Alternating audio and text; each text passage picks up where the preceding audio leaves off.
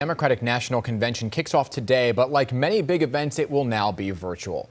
Here with the preview is Basil Smikle, professor of public affairs at Rutgers University and former executive director of the New York State Democratic Party. Good morning to you, sir. How you doing? Morning. I'm great, thank you. I'm happy to have you here this morning. So let's begin. Will this virtual convention mean any changes to what people are usually expecting at a convention, right? The big balloon drop, but what's going to be different here?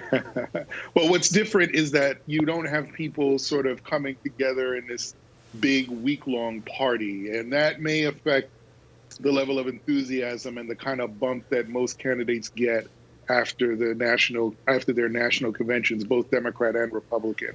So this is going to be a little bit toned down in terms of that enthusiasm, but I think the messages hopefully will resonate regardless. You know, usually at the convention you can see the party come together or where the division is in place, right? Because the delegates talk amongst themselves. So what are the pros and cons to doing it online?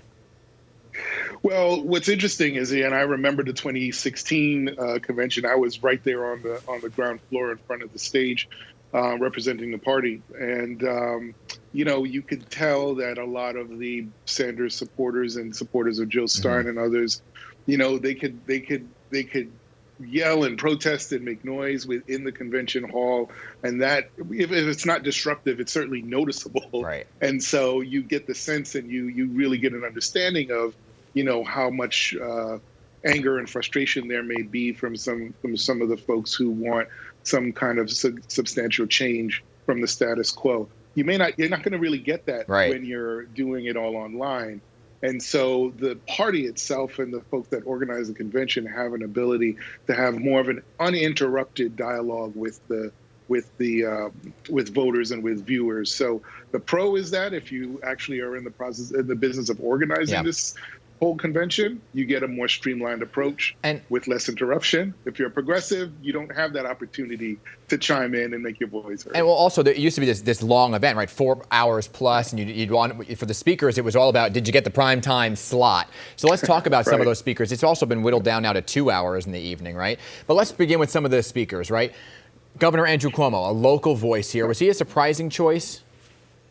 Not a surprising choice in the sense that he is the Democrat that most Americans have tuned into over the last few months to get an understanding of how this COVID response is going. I mean, he has done in many ways what a lot of voters would have wanted the President Trump to do. So he is a national figure at this point, and rightfully so. So I'm glad he got the spot, and it's not a surprise to me at all. For Senator Bernie Sanders, you mentioned him, right? And he's very progressive. He also is on the list of speakers. He has these loyal followers who wanted to see him as the candidate. So do you think it's important to have him front and center at the convention so that his supporters can hear his message of support for a Biden-Harris ticket?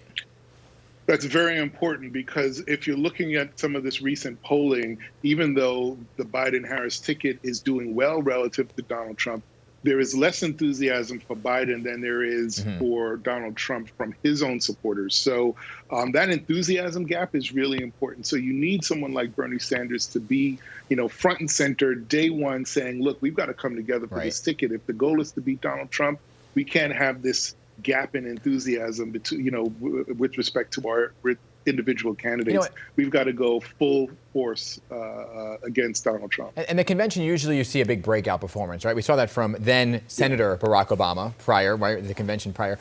But what happens to somebody like AOC? She is a force in the Democratic Party, but she's only been giving a minute virtually in the virtual world. Like she won't be live.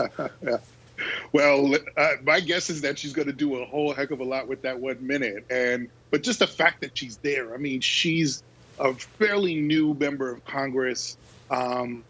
She has been leading a movement, quite frankly. You look at all the changes right here in New York with the members of Congress and the members of the Assembly and Senate that have sort of changed over in the last few months.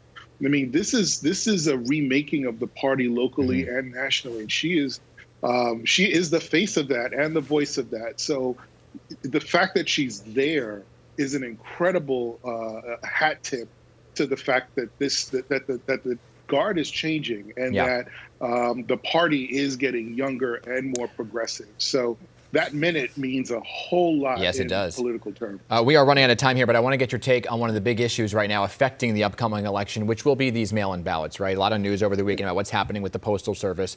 Democrats calling now for this emergency session. They want the U.S. Postmaster General to testify about changes. Do you think that this will be addressed at the convention? And with less than 80 days until Election Day, what are the solutions here? It'll be talked about, but it won't be fixed right then and there. This is a massive problem. You have challenges with our very infrastructure. You're not the typical "we'll wait on election night to see what happens" is not going to occur. It's going to be days and probably weeks before we know how the presidential election is going to turn out. It's unfortunate because this is not just about Democrats and Republicans. This is about people having the right to vote and being able to exercise that right and have their vote counted. Everyone should be really concerned about this. Yeah, it's going to be very interesting on election night because we're so used to election night coverage being these minute-by-minute results that are coming in, and we're not going to be having it's going to be look and feel a lot different like everything else. Basil, always good to talk to you. Thank you for coming on this morning. Thank you. Thank you.